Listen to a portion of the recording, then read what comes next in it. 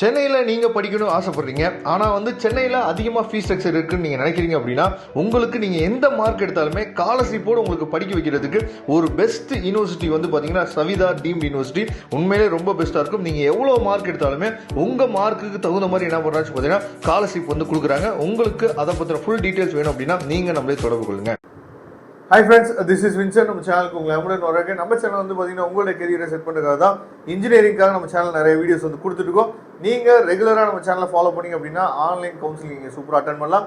அது மட்டும் இல்லாமல் எந்த வித சந்தேகம் இல்லாமல் ஃபீஸ் ஸ்ட்ரக்சர் முதற்கொண்டு எல்லாமே நம்ம அப்டேட் பண்ணி கொடுத்துட்ருக்கோம். நீங்கள் பண்ண வேண்டிய 2 விஷயம், நம்ம சேனலை சப்ஸ்கிரைப் பண்ணி வச்சுங்க. ரொம்ப முக்கியமாக வாட்ஸ்அப் குரூப்பில் ஜாயின் பண்ணிடுங்க.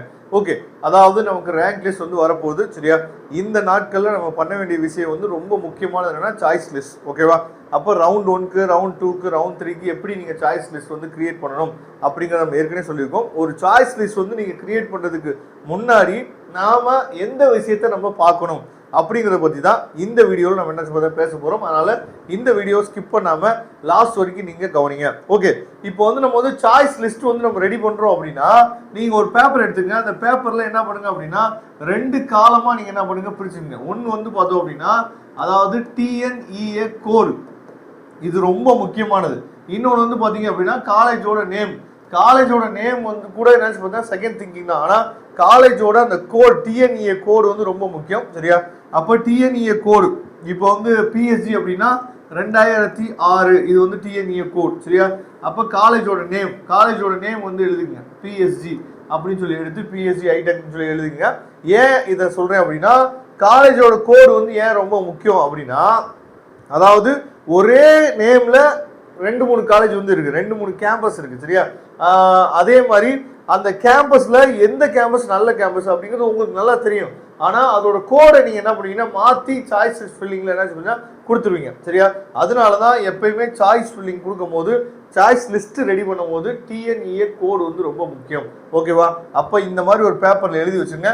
இப்போ நம்ம என்ன பார்க்க போறோம் அப்படின்னா, சாய்ஸ் லிஸ்ட் ரெடி பண்றதுக்கு நாம ஒரு 5 ஸ்டெப்பை நம்ம கண்டிப்பா ஃபாலோ பண்ணி ஆகணும்.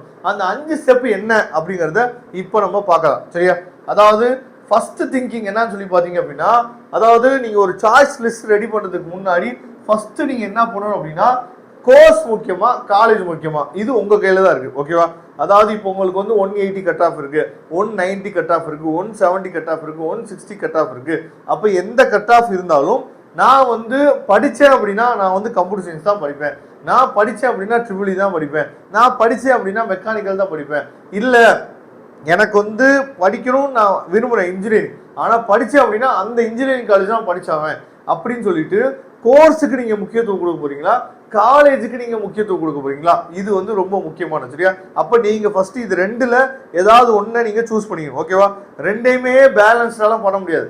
கோர்ஸ் முக்கியமா காலேஜ் முக்கியமா அப்படிங்கிறத நீங்க முடிவு பண்ணிக்கணும். அப்ப கோர்ஸ் முக்கியம்னா அதுக்கு எப்படி சாய்ஸ் லிஸ்ட் ரெடி பண்ணணும், காலேஜ் முக்கியம் அப்படின்னா அதுக்கு எப்படி சாய்ஸ் லிஸ்ட் ரெடி பண்ணணும் அப்படிங்கிறது நான் இதோட ஃபைனல் நான் சொல்லுவேன். சரியா, அதுக்கப்புறம் இதெல்லாம் ஜென்ரல் தான், மற்ற 4மே ஜென்ரல் தான். ஃபர்ஸ்ட் இருக்கிறது கோர்ஸா காலேஜா. சரியா, அந்த கோர்ஸா காலேஜா நீங்க பிரிச்ச பின்னாடி மீதி இருக்க 4 ஸ்டெப்புமே மேக்ஸிமம் ஜென்ரலா தான் இருக்கும். அதை பார்த்துட்டு அதுக்கப்புறம் கோர்ஸ்னா நீங்க சாய்ஸ் லிஸ்ட் எப்படி ரெடி பண்ணணும், காலேஜ்னா நீங்க சாய்ஸ் லிஸ்ட் எப்படி ரெடி பண்ணுங்கிறத லாஸ்ட் நான் சொல்றேன். ஓகேவா, இப்போ செகண்ட் ஒன்று பாத்தீங்க அப்படின்னா, எந்த ரீஜியன்ல நீங்க படிக்க போறீங்க. சரியா, சென்னை ரீஜியன்ல படிக்க போறீங்களா, இல்ல கோயம்புத்தூர் ரீஜியன்ல படிக்க போறீங்களா, இல்ல கேர்ள்ஸா இருந்தீங்க அப்படின்னா நீங்க திருச்சி இல்ல மதுரை இல்ல சவுத் சைட்ல இருக்கீங்க அப்படின்னா உங்களை வீட்டை விட்டு வெளியே அனுப்ப மாட்டாங்க, ஏன்னா இப்போ நடக்கக்கூடிய சுச்சுவேஷன்லாம் வேற மாதிரி இருக்குனால அப்படின்னு சொல்லிட்டு நீங்க எந்த ரீஜியன்ல படிக்க போறீங்க அப்படிங்கிறத முடிவு பண்ணும். ஆனா நீங்க எப்படி முடிவு பண்ணாலும் சரி, அது தயவு செய்து பேரண்ட்ஸ் அலோவ் பண்ணுங்க.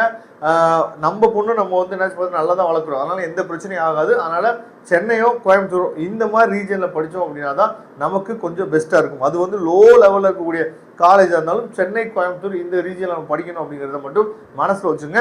அப்போ ரீஜனை செலக்ட் பண்ணிடுங்க. சரியா, சென்னையா கோயம்புத்தூரா அதை நீங்கள் பார்த்துக்கணும். அதுக்கப்புறம் பார்த்தீங்கன்னா ஒரு காலேஜை நீங்கள் செலக்ட் பண்ணுறீங்க அப்படின்னா அந்த காலேஜில் நேக் இருக்கா, என்பிஏ இருக்கான்னு சொல்லி பார்க்கணும். நேக் எதுக்காக கொடுக்குறாங்க அப்படின்னா, அந்த காலேஜோட இன்ஃப்ராஸ்ட்ரக்சர் நல்லா இருந்துச்சு அப்படின்னா NAAC A grade, NAAC B grade, NAAC A+, NAAC A++ கிரேட்லாம் என்ன பண்ணுவாங்கன்னா கொடுப்பாங்க. சரியா, அப்போ நேக் கிரேடு இருந்துச்சு அப்படின்னாவே அந்த காலேஜோட இன்ஃப்ராஸ்ட்ரக்சரை பற்றி நீங்கள் கவலைப்பட வேணாம், சூப்பராக இருக்கும் அப்படிங்கிறத முடிவு பண்ணிக்கலாம். அதுக்கப்புறம் இந்த என்பிஏ அப்படின்னா என்ன அப்படின்னா இந்த என்பிஏ அக்ரிடேஷன் வச்சு தான் நம்ம டிஎன்ஏ கவுன்சிலிங்க்கு ஃபீஸ் ஸ்ட்ரக்சரை ஃபிக்ஸ் பண்ணுறாங்க கவர்மெண்ட் மூலியமா. என்பிஏ அக்ரிடேஷன் இருந்துச்சு அப்படின்னா 55,000 ரூபா என்னாச்சு பார்த்தீங்கன்னா ஃபிக்ஸ் பண்ணியிருக்காங்க. என்பிஏ அக்ரிடேஷன் இல்லை அப்படின்னா 50,000 ரூபா அந்த கோர்ஸுக்கு வந்து ஃபிக்ஸ் பண்ணியிருக்காங்க. அப்போ என்பிஏ அக்ரிடேஷன் இருக்கிற கோர்ஸான்னு சொல்லி பார்க்கணும். இது வந்து நீங்கள் எங்கே செக் பண்ண முடியும் அப்படின்னா புக்லெட்டில் தான் நீங்கள் செக் பண்ண முடியும் இந்த என்பிஏ அக்ரிடேஷன். சரியா? அந்த புக்லெட்டோட லிங்க் நான் டிஸ்கிரிப்ஷன் பாக்ஸ் கொடுக்குறேன். இல்லைன்னா நம்ம வந்து வாட்ஸ்அப் குரூப்பில் நான் ஷேர் பண்ணிடுறேன். வாட்ஸ்அப் குரூப்பில் நீங்கள் என்ன பார்த்தா ஜாயின் பண்ணிருங்க. வாட்ஸ்அப் குரூப்போட லிங்க் டிஸ்கிரிப்ஷன் பாக்ஸ் இருக்கு. அப்போ நீங்கள் ஒரு காலேஜை செலக்ட் பண்ணியிருப்பீங்க. அந்த காலேஜில் நீங்கள் கொடுக்கக்கூடிய கோர்ஸுக்கு என்பிஏ அக்ரிடேஷன் இருக்கா இல்லையா அப்படிங்கிறது கொஞ்சம் நீங்கள் பார்க்கணும். ஓகேவா? அப்போ இதை நீங்கள் பார்த்துக்கலாம். அதுக்கப்புறம் வந்து பார்த்தீங்கன்னா ஃபீஸ் ஸ்ட்ரக்சர். ஃபீஸ் ஸ்ட்ரக்சர் எதுக்கு சார் பார்க்கணும்? அதுதான் கவர்மெண்ட் வந்து 50,000 55,000 ஃபிக்ஸ் பண்ணிட்டாங்களே.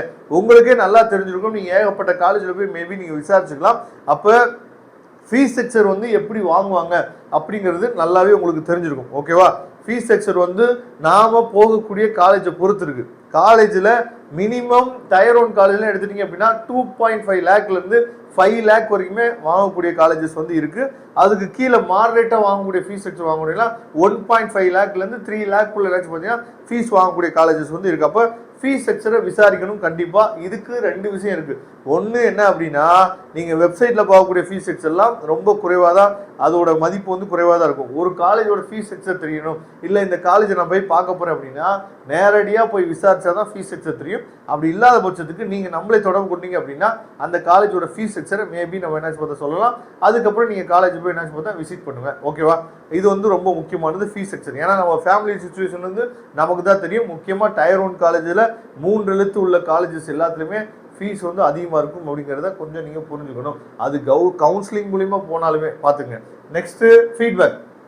இந்த ஃபீட்பேக் அப்படிங்கிறது ரொம்ப முக்கியமானது. அதாவது ஒரு காலேஜோட ரிவ்யூ, ஒரு காலேஜோட ரிவ்யூ வந்து நான் யூடியூப்ல பார்த்தேன், ஒரு காலேஜோட ரிவ்யூ வந்து நான் கூகுள் ரேட்டிங்ஸ்ல பார்த்தேன், ஒரு காலேஜோட ரிவ்யூ வந்து நான் சாட் ஜிபிடி கேட்டேன், ஒரு காலேஜோட ரிவ்யூ வந்து நான் அங்கே பார்த்தேன் இங்கே பார்த்தேன் என் ஃப்ரெண்டு சொன்னான், அதெல்லாம் கிடையவே கிடையாது. ஒரு காலேஜை பற்றின 100% ரிவ்யூ, உண்மையான ரிவ்யூ வந்து நீங்கள் தெரிஞ்சுக்கணும்னு நினச்சிங்க அப்படின்னா நீங்கள் அந்த காலேஜுக்கு டைரெக்டாக போய் விசிட் பண்ணால் மட்டும்தான் நீங்கள் தெரிஞ்சுக்க முடியும். அங்கே இருக்கக்கூடிய ஸ்டூடெண்ட்ஸ், ஓகேவா, அங்கே இருக்கக்கூடிய உங்கள் சீனியர்ஸ் மட்டும்தான் ஒரு காலேஜை பற்றின உண்மையான ரிவ்யூ வந்து சொல்லுவாங்க. சரியா சார்? அந்த ஸ்டூடெண்ட் ஏதாவது அந்த காலேஜ் மூலிமா அடிபட்டுருப்பான் சார், அதனால அந்த காலேஜை படிக்க வேணாம்னு சொல்லுவாங்க சார். காலேஜ்லாம் நல்லா சூப்பராக இருக்கும் சார். அப்படி கிடையவே கிடையாதுப்பா. நீங்கள் ஒரு ஆள்கிட்ட மட்டும் விசாரிக்கக்கூடாது. அந்த காலேஜ் போனீங்க அப்படின்னா ஒரு 2-3 பேர்த்து விசாரிங்க. எல்லா பேருமே சேமான ஒரு அப்டேட் கொடுத்தாங்க அப்படின்னா அந்த காலேஜ் சூப்பராக இருக்கும் அப்படிங்கிறத பார்த்துக்கணும். அதனால தான் சொல்கிறேன், நீங்கள் நமக்கு கால் பண்ணிங்க அப்படின்னா உங்கள் கட் ஆஃபுக்கு நீங்கள் சொல்லக்கூடிய ஃபீஸ் ஸ்ட்ரக்சருக்கு எங்கே வந்து காலேஜ் இருக்கும் அப்படிங்கிறத நாம் என்ன பண்ணலாம் சொல்லி பார்த்தீங்கன்னா உங்களுக்கு அந்த அப்டேட் வந்து கொடுக்கலாம். அந்த அப்டேட்டை கொடுத்தோம் அப்படின்னா அந்த காலேஜை போய் நீங்கள் என்ன பார்த்தா விசிட் பண்ணலாம். அது வந்து என்ன பார்த்தா உங்களுக்கு ரொம்ப ரொம்ப யூஸ்ஃபுல்லாக இருக்கும். சரியா? கண்டிப்பாக இந்த வீடியோ வந்து உங்களுக்கு ரொம்ப யூஸ்ஃபுல்லாக நினைக்கிறேன். இப்படி யூஸ்ஃபுல்லாக இருந்துச்சு அப்படின்னா உங்கள் ஃப்ரெண்ட்ஸுக்கு மேக்ஸிமம் ஷேர் பண்ணுங்கள். நம்ம சேனலை சப்ஸ்கிரைப் பண்ணி வச்சுக்கோங்க. முக்கியமாக வாட்ஸ்அப் குரூப்பில் ஜாயின் பண்ணுங்க. வாட்ஸ்அப் குரூப்போட லிங்க் டிஸ்கிரிப்ஷன் பாக்ஸில் இருக்குது. Thank you friends. நெக்ஸ்ட் வீடியோ பார்க்கலாம். அதுவரை உங்களுக்கு விடைபெறுவது உங்கள் நண்பன் வின்சென்ட். தேங்க்யூ.